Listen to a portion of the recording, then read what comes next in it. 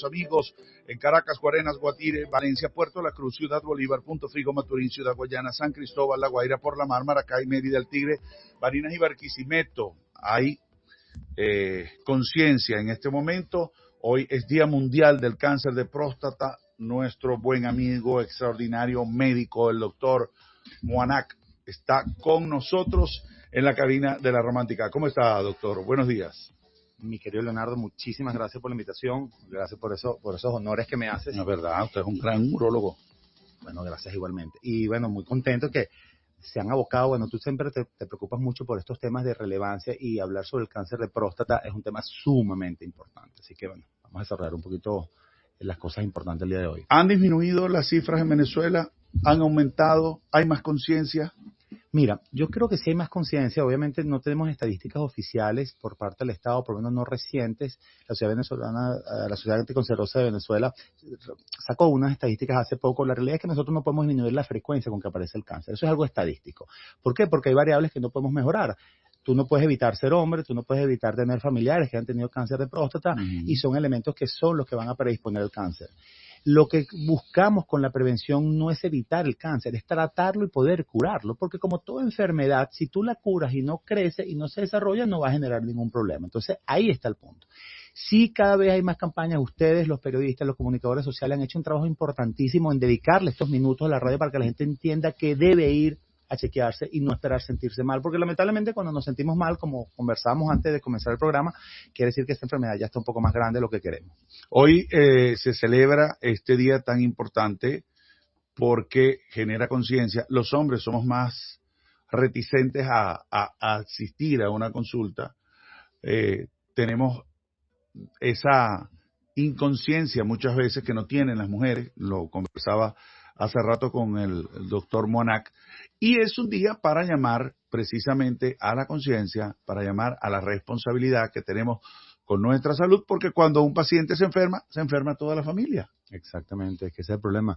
Yo una vez puse en el Instagram que las mujeres tenían cáncer, sufrían de cáncer de próstata y por supuesto era en alusión a que cuando el hombre está enfermo, toda la familia está enferma y quien asume obviamente la responsabilidad, esto es la mujer. Y nosotros somos más llorones. Sí. Hay un tema que lo compartía el otro día.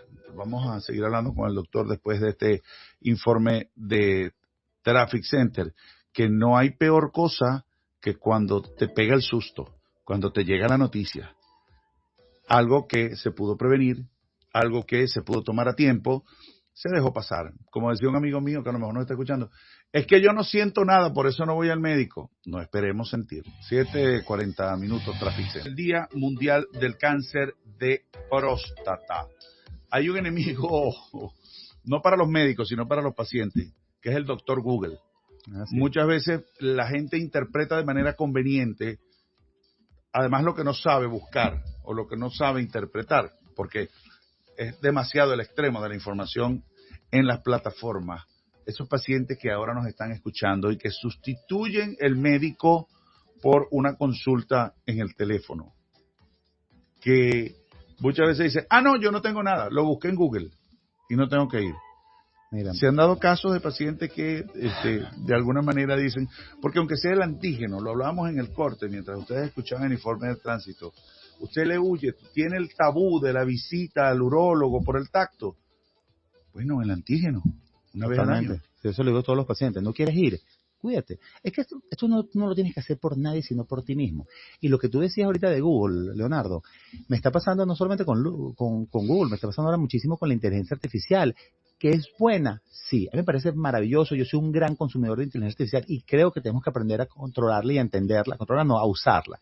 Pero el problema es que eso es como tú le preguntas a un amigo, si tú no formulas la pregunta de manera adecuada, la información que te van a dar no es la apropiada. Si yo te digo a ti, ¿cómo reparo un carburador? Tú me vas a decir cualquier cosa, pero si yo te especifico un carburador de un modelo específico de carro, de un momento específico, de un año específico, va a ser distinto. Entonces, ¿es útil? Sí. ¿Es un mecanismo de orientación? Sí. Pero es que al final hay una cantidad de detalles que no están en esa fórmula. Es como hacer una receta. Si tú le quitas 1 o 2 ingredientes, el postre te va a quedar distinto. Igual sucede con la inteligencia artificial o con Google. Entonces, a veces la gente termina interpretando sin haber hecho el planteamiento de forma completa y, por supuesto, los resultados van a ser equívocos. Y cuando tú te equivocas con tu salud, vienen las consecuencias. Eso es lo que queremos evitar. Han bajado las proyecciones de edad para la consulta o para el antígeno. No, antes era después de los 50, sí. Después de los 45.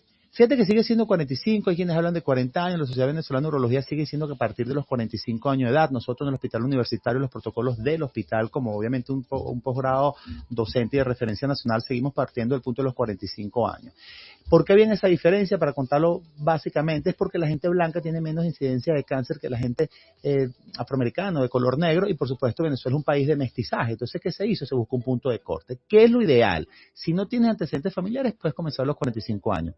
Te hago la acotación, Leo, que es muy raro, y yo que trabajo en un hospital de referencia nacional, es muy raro ver un cáncer antes de los 50 años. No es imposible. Hemos tenido pacientes, de hecho que los pacientes que hemos tenido con cáncer por debajo de los 50 años ha sido cáncer extremadamente agresivo y ha sido poco lo que hemos podido hacer. Pero es muy raro. Por lo general, todo el cáncer comienza después de los 50 años. Esas radioterapias, quimioterapias, ¿continúan siendo tan agresivas o hay nuevas técnicas, formulaciones que la hacen menos agresiva, menos invasiva? Mira, me encanta esa pregunta, porque yo creo que el gran temor de la gente es el tratamiento que va a recibir y las complicaciones o consecuencias de ese tratamiento. Cada vez la tecnología nos ha ayudado a hacer procedimientos mucho más específicos, mucho más precisos, con resultados mucho más altos y con mucho menor efecto secundario. La radioterapia hoy en día es otro punto. Antes los pacientes con radioterapia orinaban con sangre, evacuaban con sangre, tenían unos ardores y una cistitis horrible. Hoy en día lo que se llama la radioterapia conformada te permite quemar exclusivamente la próstata sin quemar ni hacer daño a ninguna otra estructura al lado, y los pacientes terminan su radioterapia como que si jamás hubiesen ido para radioterapia. Tenemos la cirugía robótica, que permite hacer una cirugía muchísimo más precisa y no tocar obviamente lo que se llaman las bandeletas, que son los nervios que están pegados a la próstata, y evitar la disfunción eréctil. Hoy en día se está haciendo terapia mínimamente invasiva para cánceres muy pequeños que están muy bien localizados, porque ahora con los estudios de imágenes podemos ver con más precisión dónde está ubicado. Entonces puedes hacer crioablación o láser, que significa sencillamente meterse por la uretra, que es el conducto por donde orinamos, y con una aguja pinchar el tumor y quemar el tumor específico sin tener que sacar la próstata. Sí hay tecnología cada vez mejor, cada vez la eficiencia para curar el cáncer es muchísimo mayor, con muchísimo menos efectos secundarios, pero hay que detectarla cuando todavía está metida dentro de la próstata. En el momento es como los malandros, en el momento que se salen de la cárcel, viejo, lamentablemente el manejo es mucho más complejo y no lo puedes curar. Entonces, y cuando todavía está dentro de la cárcel, por lo general no lo sientes, a menos que sea muy grande. En ese caso, los síntomas que van a acompañar esa detección, porque bueno, evidentemente... Claro, hay que darlos igualitos, por supuesto. O sea, nuestra labor es generar conciencia que hay que acudir. Es un tema, es como todas estas campañas que yo creo que para el hombre no han sido suficientes. Teníamos Tócate, por ejemplo, sí, en el caso de las mujeres con el cáncer de mama, con el autoexamen. Bueno, lamentablemente uno no lo puede hacer, pero hay que generar, no es suficiente todo lo que se diga sobre el cáncer de próstata. Pero cuando ya llega ese estadio, ¿cuáles son los síntomas que pueden despertar alarma? Que no hay que esperarlos, repetimos, no hay que esperarlos. Pero ¿cuáles son esos síntomas que la gente dice, hey, ya va, vaya corriendo para el urólogo porque aquí hay algo? Me encanta que hagas el énfasis que no hay que esperarlo, porque además el gran problema de los síntomas del cáncer de próstata son los mismos del crecimiento prostático benigno, es decir, de esa hiperplasia o esa próstata. Sí, pero eso yo no lo sé. O sea, por eso, entonces, tengo el síntoma y salgo corriendo. Claro, pero fíjate, muchos de los hombres, ¿qué es lo que hace el cáncer? El cáncer comprime y empuja y aprieta el conducto por donde orinamos. Entonces, ¿qué va a producir? Un chorro delgado, pararse mucho en la noche, goteo, pujar, lo mismo que el crecimiento prostático. Entonces, la gente no puede diferenciar si esos síntomas son de una cosa u otra. E incluso, hay pacientes que ya tienen los síntomas porque tienen un crecimiento prostático benigno, que es la hiperplasia que conocemos del crecimiento de la próstata, y de repente comienza a crecer un tumor. Y esos síntomas se van empeorando y él piensa que es su próstata benigna la que está empeorando, no el cáncer. Entonces no hay forma de diferenciar. Los síntomas que produce el cáncer de próstata son los mismos de la enfermedad benigna. Entonces, no hay forma que tú decir, mira, esto es bueno, esto es malo. Siempre que no estén orinando bien, siempre que sientan que está alterándose la forma como vamos para el baño, vayan a la consulta. Obviamente no es cáncer, no es lo más frecuente, pero puede estar. Y yo te voy a hacer una acotación. Yo tengo un paciente que yo le decía, es que el cáncer en estadios tempranos no da síntomas. Y él me decía, bueno, doctor, eso no es así. Yo tengo un amigo que lo operaron y él casi ni podía orinar y el cáncer estaba empezando. Le digo, lo que pasa es que él tenía un crecimiento prostático que le imposibilitaba orinar bien, era una enfermedad benigna, y él iba para su control, y gracias a que iba por el control, porque tenía esa enfermedad benigna, le detectaron un cáncer apenas comenzando, y se lo trataron apenas comenzando. Pero si él no hubiese tenido una enfermedad benigna, nunca hubiese ido para el médico. Pero atrevido ese paciente, eso no es así, doctor. Bueno, hay gente que no entiende que en la medicina 2 más 2 no es 4, ¿no? Ojalá fuera así, haría nuestro trabajo sumamente Pero más hay gente sencillo. que lo cree. Está convencido. Hay gente que dice, esto más esto más esto es esto. Y por eso está mucho la consulta en Google. Que a lo mejor tú tienes, qué sé yo, un calambre por un nervio que te estás pisando y alguien prende las alarmas y dice, no tengo cáncer de próstata porque es que me da como una sensación de hormigueo y es otra cosa. Sí. No, y que nosotros medicina, yo me acuerdo que nosotros cuando yo hice cirugía antes de hacer el programa de urología, el jefe de nosotros era un señor muy semiológico, quiere decir que le gustaba más el interrogatorio que los exámenes. Él me decía, dame 10 diagnósticos diferenciales de apendicitis, es decir, dame 10 enfermedades que puedan confundirse con la apendicitis, porque si tú no haces diagnóstico diferencial, tú no puedes ir descartando todas esas enfermedades, haciendo como decir, mira, todas estas son posibles, pero a esta le falta esto, la saco, a esta también le falta esto, 2 síntomas, 10, y eso se llama diagnóstico diferencial. O sea, hay muchas cosas que pueden confundirse entre sí y no serlo. Entonces, cuando tú te confundes, para menos no importa, pero cuando te confundes para más, por una enfermedad oncológica, viene. Y el gran problema es que aunque la tasa de mortalidad es baja en el cáncer de próstata, cada vez mueren menos hombres porque hay más tratamientos que permiten prolongar 8, 10, 15, 20 años la vida de un hombre. No por con detección cáncer, temprana. No por detección temprana, solo para tratamiento no curativo, paliativo. El problema es que esos pacientes comienzan con disfunción eréctil, comienzan con incontinencia urinaria y tienen una serie de complicaciones que lamentablemente van a estar vivos, sí, pero no con la calidad de vida que quieren. Y queremos llegar a los 80 años de la mejor manera, disfrutando la vida. Esa es una complicación. Mire, doctor, hay muchos mitos sobre montar caballo, bicicleta. Eso afecta a la próstata. No. Eso te inflama la próstata. Mira, definitivamente en aquellos pacientes que tienen crecimientos prostáticos muy importantes y que tienen mucha dificultad para orinar, cualquier presión en el área pueden dar ese pequeño empujoncito como para que los síntomas empeoren, ciertamente.